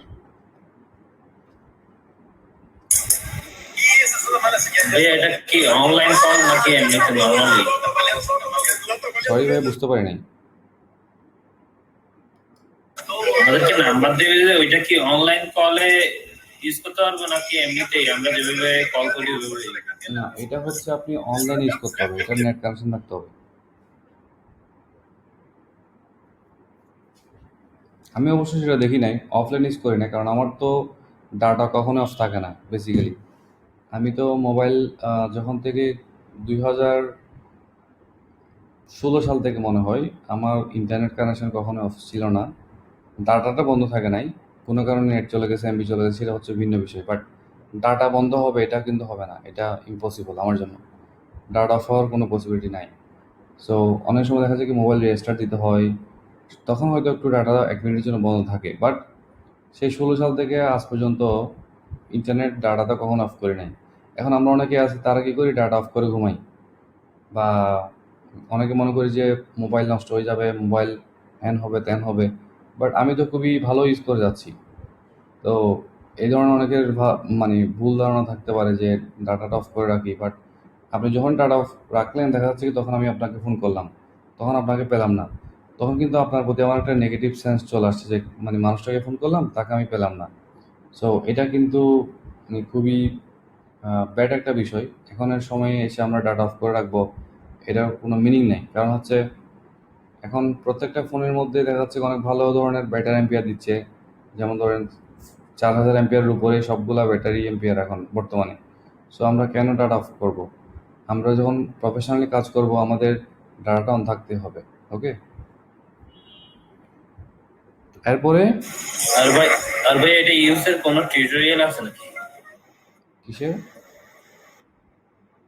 এটা ইউজ করব কিভাবে, ওইটার কোনো ভিডিও আছে ইউটিউবে পাবো?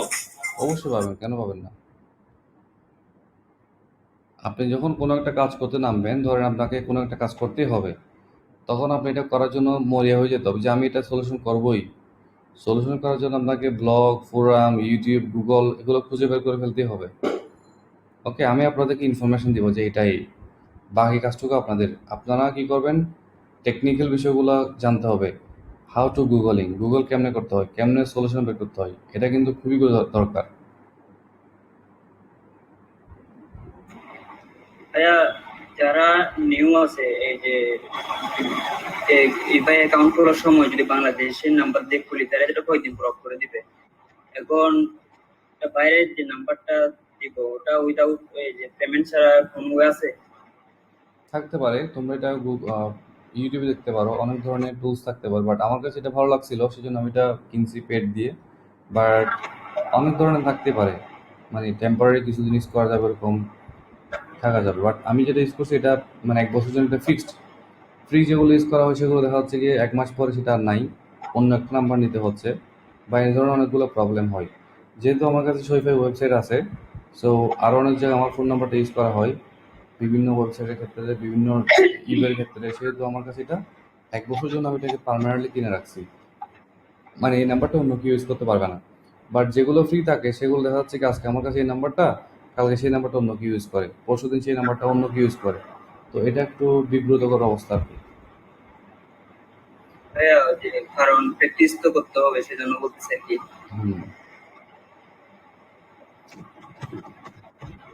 ইভে নিয়ে কি আর কোনো কোয়েশ্চেন আছে? মেবি আর কোনো কোয়েশ্চেন নাই মনে হয়। ভাইয়া হ্যাঁ, ভাইয়া এমডি কাউসার কে ভিডিওটা অন আছে? এমডি কাউসার, হ্যাঁ আপনার ভিডিওটা অন আছে, খুবই সুন্দর দেখা যাচ্ছে আপনাকে, আপনাকে খুবই ভালো দেখাচ্ছে। হ্যাঁ বলেন, কোয়েশ্চেনটা বলেন। মাঝে মাঝে আমরা এখানে মাঝে মাঝে একটু ম্যাজিক দেখি, অনেক সময় দেখা যাচ্ছে কি হঠাৎ করে এসে কেউ একজন ভিডিও অন করে ফেললো, হোয়াট এ ম্যাজিক। হ্যাঁ বলেন। ভাইয়া ওই ট্রাফিক এটা থেকে কিভাবে কিওয়ার্ড নিতে হয় একটু দেখাই দিলে হবে। আজকে কি কিওয়ার্ড রিসার্চের ক্লাস? মানে তুমি কি আজকে প্রথম ক্লাসের মধ্যেই প্রোডাক্ট রিসার্চ, কিওয়ার্ড রিসার্চ সবগুলো শিখে ফেলবা? তুমি কি এতটুকু কি লোড দিতে পারবা, বা বাকিরা কি লোড দিতে পারবে? সো ওইগুলো নিয়ে ভাইয়া আমি ওই আগে করছি কিন্তু একটু এটা থেকে দেখা দিলে ভালো হয়, ওই ট্রাফিক এটা থেকে একটু। শোনাই বলি, এই এই বিষয়গুলো হচ্ছে এগুলো একটা কোর্স। হ্যাঁ, প্রোডাক্ট রিসার্চ এগুলো একটা কোর্স, তারপর হচ্ছে কিওয়ার্ড রিসার্চ এগুলো একটা কোর্স, এগুলো বিশাল বিশাল পার্ট। সো এগুলা 1 মিনিটের মধ্যে দেখানো পসিবল, এগুলো নিয়ে ক্লাস হবে, ওগুলো অনেক ডিটেলসে বলতে হবে। ওকে, ভাইয়া সো মেবি আর কোনো কোয়েশ্চেন নাই।